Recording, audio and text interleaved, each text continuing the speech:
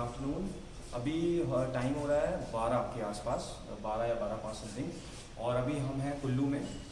कुल्लू में हमने स्टे लिया था कल रात को, क्योंकि कल रात को दिल्ली से पहुँचते पहुँचते बहुत ज़्यादा डिले हो गया था ऑलरेडी, क्योंकि आपको जैसे कि पता है कि पंक्चर भी हुआ था फ्रेंड का, तो इसलिए रात को हम लेट पहुँचे कुल्लू में हमने स्टे लिया यहाँ पर। तो ये ओयो का द नेस्ट करके है। हाँ, तो खाना इतना ठीक नहीं है यहाँ का। एकोमोडेशन के मामले में ठीक है, ओके है, ठीक है। द नेस्ट 900 रुपये मैंने बताया था, 900 का कॉस्ट है इसका, और विद इंक्लूड सब कुछ, टैक्स वगैरह सब कुछ के साथ। बाकी आप देख सकते हैं, रूम देख सकते हैं। ये फिलहाल हम आगे प्रिपरेशन कर रहे हैं मनाली के लिए, और बस हम अभी यहाँ से आगे मनाली के लिए निकलते हैं।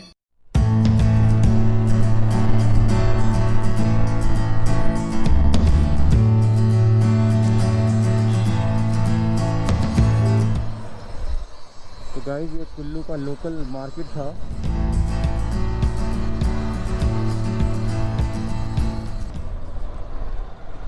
सोनू सीधा ही जाना पड़ेगा हमें शायद। मैं तो बोल रहा था बाइक के पास। अच्छा, बाइक सर्विसिंग के लिए, बाइक वगैरह के लिए, तो वो देखना पड़ेगा कहाँ पर है। कुल्लू में जो गुरुद्वारा है वो आ गया है, Guru Nanak therapy centre, Guru Nanak therapy centre.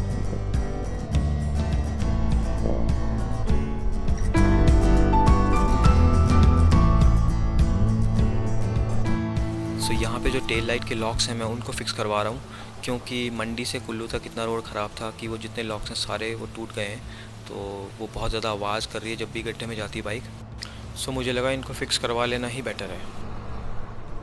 अब ठीक है, मजबूत काम हो गया है। गैस वेल्डिंग करो क्या है।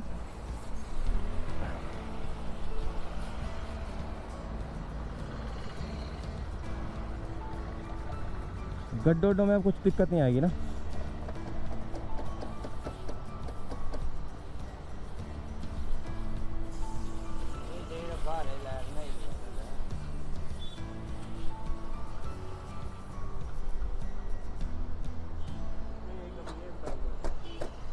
हाँ, इसमें लॉक के सिस्टम है, बड़े छोटे छोटे लॉक दे रखे हैं। टूटने तो वहीं वो गड्ढे गुड्ढों में आएंगे, झटके आएंगे तो टूटने तो वहीं वो, आज नहीं तो कुछ टाइम बाद टूट जाएंगे। गाइस, ये अब हम निकल चुके हैं ले बोल रहा हूँ, सॉरी, बार बार ले ही मन में आता है, बड़ा मन है ले जाने का दोबारा। अभी हम निकल चुके हैं मनाली के लिए। जो केलोंग की जो टनल है वो टनल है 9 किलोमीटर्स। तो 9 किलोमीटर की वो टनल है जो मनाली से थोड़ा आगे 20 या 24 किलोमीटर के आगे से स्टार्ट होती है, और जो रोहतांग को बाईपास करती है। तो दैट मीन्स कि अब रोहतांग से होके नहीं जाना पड़ेगा केलोंग, डायरेक्ट केलोंग हम जा सकते हैं। और टनल जो है वो थ्रू आउट द ईयर आप जा सकते हैं। टनल 12 महीने ओपन है, खुली रहेगी, तो ये अच्छी बात है। और उसके बाद ये पहला वाला जो पहली क्रॉसिंग थी मनाली से ले जाते वक्त रोहतांग की, ये काफ़ी टफेस्ट थी। और रोहतांग पास हमेशा वो बर्फ़ से ऑलमोस्ट घिरा हुआ रहता था through out the year. But अगर पूरे साल के अगर 3, 4, 5 महीने निकाल दें तो पूरा वो बर्फ़ ही बर्फ़ रहती थी, तो इसलिए वहाँ पे दिक्कत होती थी वहाँ उसको क्रॉस करना। लेकिन अब कोई इशू नहीं है। दूसरा, उसके आगे बारालाचा है, तो अब नेक्स्ट टनल जो है बारालाचा पे भी है, प्रपोज टनल है वो भी अगर एक बार बन जाए तो फिर कोई इशू नहीं रहेगा, क्योंकि नेक्स्ट जो है इशू वो बारालाचा पे आता है। तो बारालाचा को भी वहाँ पे, लेकिन ये है कि फ़िलहाल JCB वगैरह माइट भी उससे वो जो स्नो है, स्नो बीटर, स्नो कटर्स, तो उनसे वहाँ पे जो जितनी भी बर्फ़ की जो बर्फ़ है उसकी सफाई होगी। तो सारी गाड़ियाँ VIP मोमेंट्स से आ रही हैं अभी।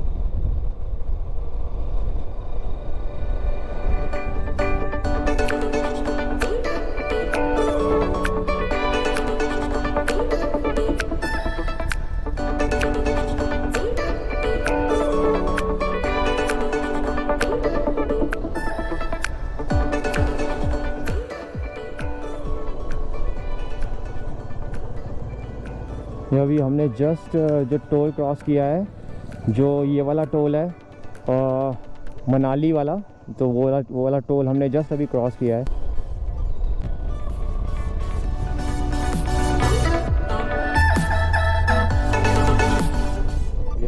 Boat fossil Dobby Manali Rohtang Kelong Manali is 21 Rohtang 74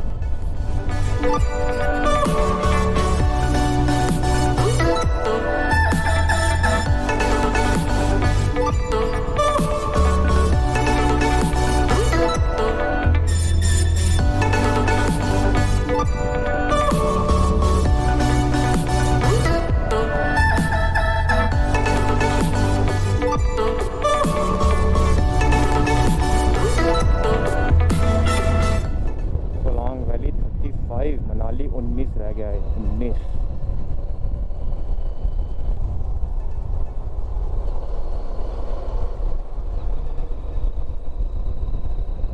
तो मनाली रह गया 17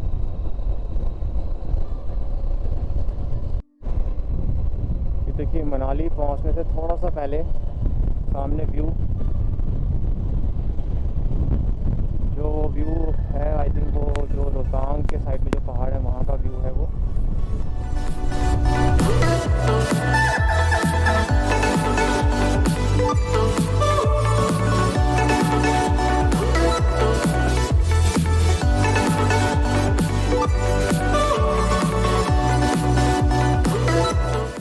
ये देखिए आप अभी देख रहे हैं कि जो पहाड़ है ना और उनमें जो वेजिटेशन है मतलब जितने भी ट्रीज़ हैं और प्लांटेशन है वो सारी ग्रीन टाइप है और नीचे जितने भी पहाड़ थे उनमें थोड़ा सा वो एक सूखा सूखा सा था तो डिफरेंस जो साफ पता लगता है वो देखिए सामने बढ़िया व्यू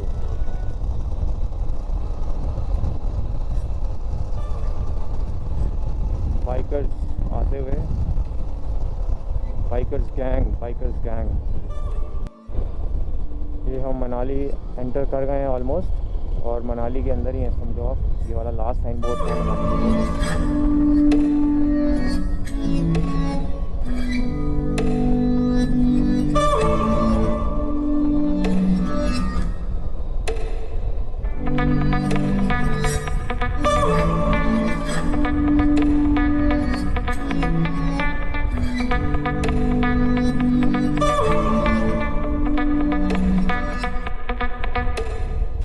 सो फाइनली अब हम मनाली पहुंच गए हैं और मनाली पहुंचने के बाद हम लंच करेंगे। लंच के बाद हम बढ़ेंगे अटल टनल की तरफ जो कि ठीक रोहतांग पास के नीचे है और 10,000 फीट के ऑल्टीट्यूड पर है।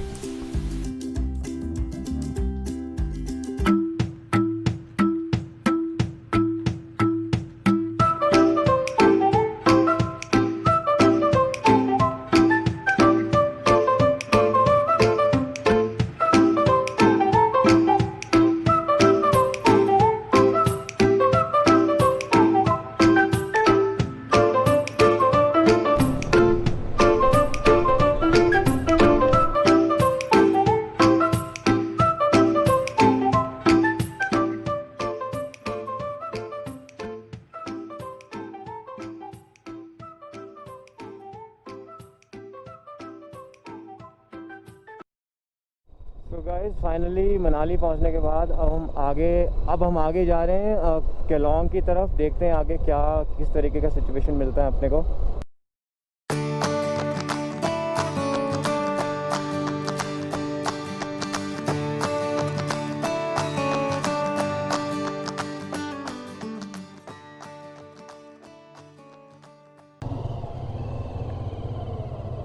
सर 6 बजे के बाद अच्छा आज 6 बजे के बाद। अच्छा जी 6 बजे के बाद खुल जाए। पीएम साहब आए हैं तो अच्छा चलेगा ना 2 बजे अभी नहीं गए सर अभी लाइव चला हुआ आप देख सकते हैं मोबाइल। अच्छा तो 6 बजे के बाद हम केलोंग जा सकते हैं ना कोई इशू नहीं है सर आप केलोंग के आप चाइना भी जा सकते हो फिर। नहीं इतना नहीं यार। सो फाइनली अब हम अटल टनल की तरफ बढ़ते हुए बोला था कि 6 बजे के बाद एंट्री मिलेगी बट बैरियर जो है इस वक्त हटा दिए गए हैं। 4:30 और 4:45 का ये टाइम हो रहा है और जो पीएम है प्राइम मिनिस्टर हैं उनकी रैली ख़त्म हो चुकी है तो आम पब्लिक के लिए रास्ता अब खोल दिया गया है। अब कोई भी जा सकता है अटल टनल की तरफ।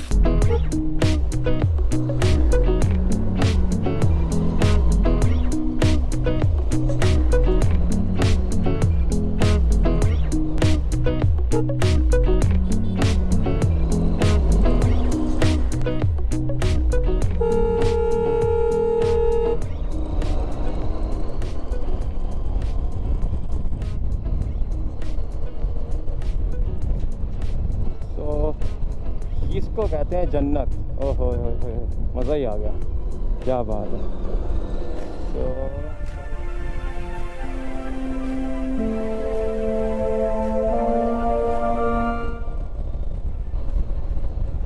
अब यहाँ पे थोड़ा सा मेरे को अब अलग लग रहा है, थोड़ा चलाने में, बाइक राइड करने में फील थोड़ा अलग आ रहा है।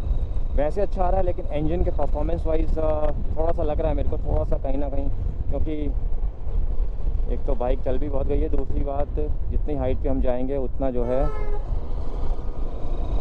क्योंकि ऑक्सीजन लेवल का थोड़ा सा फ़र्क पड़ता है। और this is the board, project Deepak welcomes you on Manali Sarchu road, Solang valley, Rohtang La means pass. ये है ब्यास रिवर, बिल्कुल रोड के साथ साथ चलती है ब्यास रिवर राफ्टिंग के लिए बहुत फेमस। तो मैं क्या कह रहा था, मैं कह रहा था ला जो है वो लद्दाखी भाषा में ला का मतलब होता है पास, इसलिए तांगलांग ला, खारदुंग ला, बारा लाचा ला, तो यही सब ला हैं। फाटूला भी एक पास है जो कि लेह से कारगिल जाते हुए पड़ता है।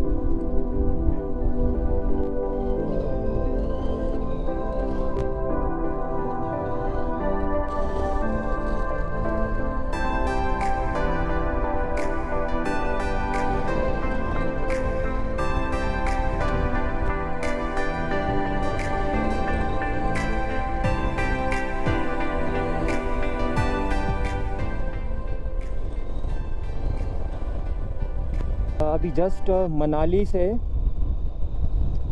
4-5 कितना 6-7 किलोमीटर लगा लो, चलो मैक्सिमम 10 लगा लो, क्योंकि मुझे एग्जैक्टली भी नहीं, मैं देखा भी नहीं, तो 8-10 किलोमीटर मैं ऊपर आ गया हूँ अभी मनाली से। और मेरे को लग रही है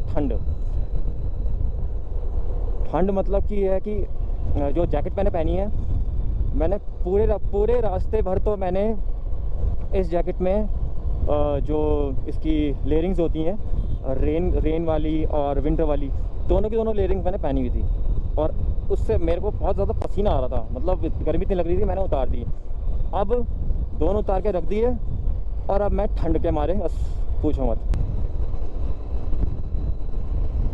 ओए होए क्या नज़ारे हैं सामने के भाई साहब, मज़ा ही आ गया।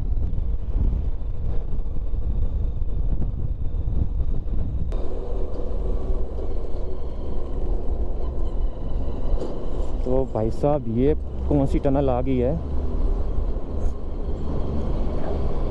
ये तो टनल नहीं है, तो ऐसी कुछ है, मुझे लगा टनल आ गई है। ये है अटल टनल, जिसका इनॉग्रेशन आज ही किया है। तो ये जो अटल टनल है, इसी के लिए आए हैं स्पेशली हम।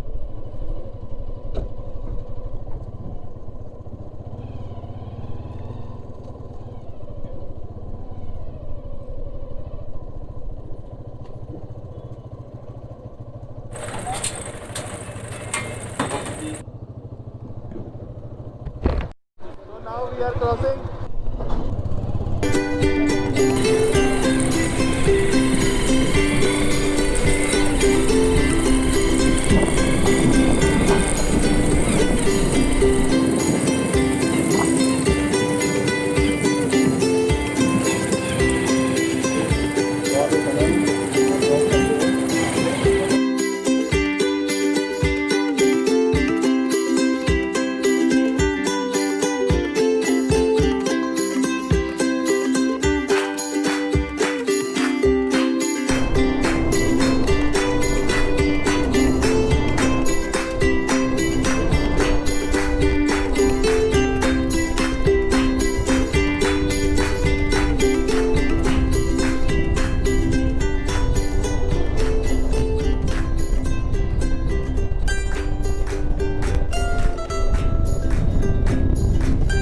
Maximum speed is 80 kilometers.